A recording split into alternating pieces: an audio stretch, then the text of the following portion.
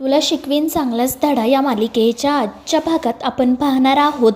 चारुलता घर सोडून जाते हे कळाल्यावर अक्षराला तर मोठा धक्काच बसतो.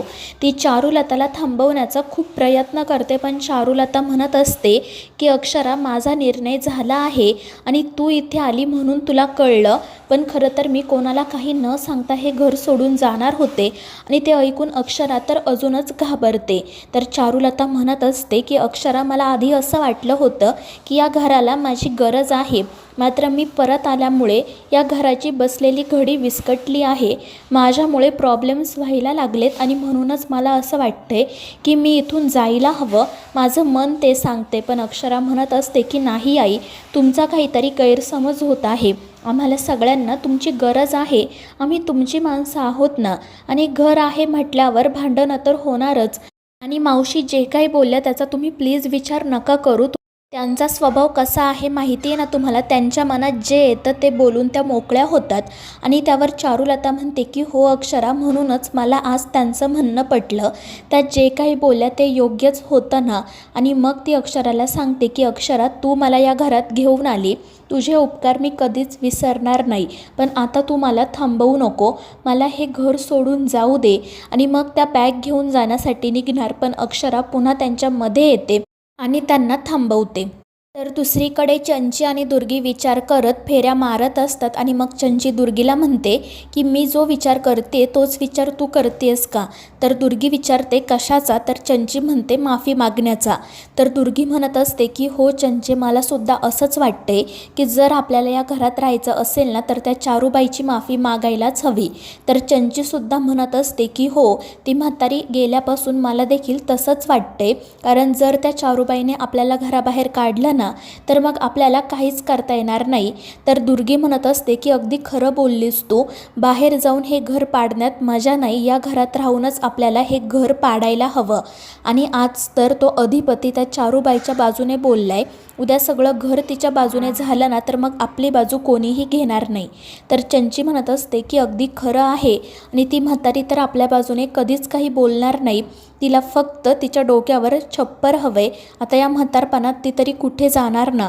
आणि त्यावर दुर्गी म्हणते ठीक आहे, मग आता मी त्या चारूबाईची माफी मागतेच आणि मग पुढे जाऊन आपण या सगळ्याचा वचपा काढू. आणि त्यावर चंचीसुद्धा हसतच हो म्हणते. तर दुसरीकडे अक्षरा पुन्हा एकदा चारुलताला थांबवते आणि त्यामुळे चारुलता वैतागून म्हणते की अक्षरा, नको ना हट्ट करू. मी हे घर सोडून जाण्याचंच सगळ्यांचं भलं आहे. पण अक्षरा काही ऐकत नाही. ती चारुलताला पोटतिडकीने समजवण्याचा प्रयत्न करत असते. ती म्हणत असते की आई, या घराला तुमची गरज आहे. मात्र चारुलता काही ऐकत नाही. ती म्हणत असते की माझ्या परत येण्यामुळे अधिपतीला खूप त्रास होतोय. मात्र अक्षरा म्हणते की आई, असं नाही आहे, तुमचा काहीतरी गैरसमज होत आहे. आणि आता मी अधिपतींच्या सांगण्यावरूनच तुम्हाला इथे भेटायला आले होते. अधिपतीच मला म्हटले की तू एकदा जाऊन चारुलता मॅडमसोबत बोल. त्यांना सांग की दुर्गेश्वरी मावशी जे काही बोलल्या त्याचा विचार करू नका. आणि हे सगळं ऐकून चारुलता म्हणते की खरंच तू खरं बोलतेय का. अधिपती असं म्हटला का. आणि त्यावर अक्षरा म्हणते की हो आई, खरंच ते असं म्हटले. मी खोटं का बोलेल. त्यांना तुमची काळजी आहे.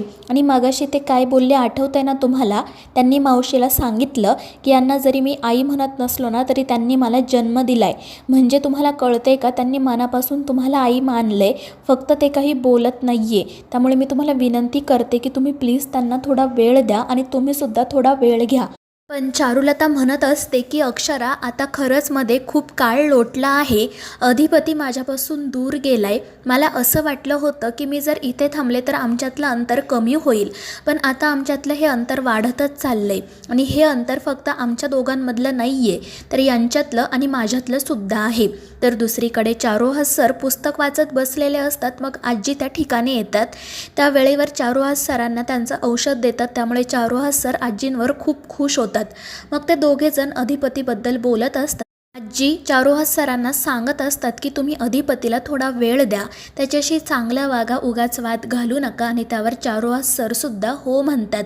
तर दुसरीकडे अक्षरा चारुलताला समजवण्याचा प्रयत्न करत असते, पण तिचे सगळे प्रयत्न वाया जातात. दुसरीकडे अधिपती ओंकारला कॉल करतो आणि भुवनेश्वरीबद्दल काही माहिती कळली का हे विचारतो, पण ओंकार नकार देतो. त्यामुळे अधिपती काळजीत पडतो. तर इकडे चारुलता तिची बॅग घेऊन बाहेर येते. ती देवीचा आशीर्वाद घेते. अक्षरा पुन्हा एकदा तिला समजवण्याचा प्रयत्न करत असते, पण चारुलता म्हणत असते की अक्षरा, माझ्यामुळे तुझ्यामध्ये आणि अधिपतीमध्ये सुद्धा आता खटके उडतायत आणि हे सगळं मला नाही ग बघवत. तुम्ही दोघेजण तुमचा सुखाने संसार करा. माझे आशीर्वाद कायम तुमच्या पाठीशी आहेत. आता तूच या घरची लक्ष्मी आहेस. तू हे घर व्यवस्थित सांभाळ. पण अक्षरा म्हणत असते की नाही आई, या घराला तुमची गरज आहे. मी तुम्हाला कुठेही नाही जाऊ देणार.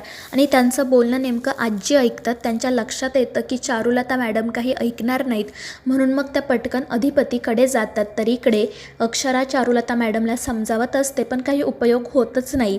तर दुसरीकडे आजी अधिपतीकडे जातात आणि त्याला म्हणतात की पटकन खाली चल. पण अधिपती कामात असतो आणि तो म्हणत असतो की काय झालंय. तर आजी त्याला घडलेला सगळा प्रकार सांगतात. त्यामुळे अधिपतीला धक्का बसतो. तो म्हणत असतो की त्या का घर सोडून जात आहेत. मास्तरीनबाईंना सांग त्यांच्याशी बोलायला, हवं तर तू बोल. तर आजी म्हणतात की अरे त्या कोणाचंच ऐकत नाही आहे, तू चल.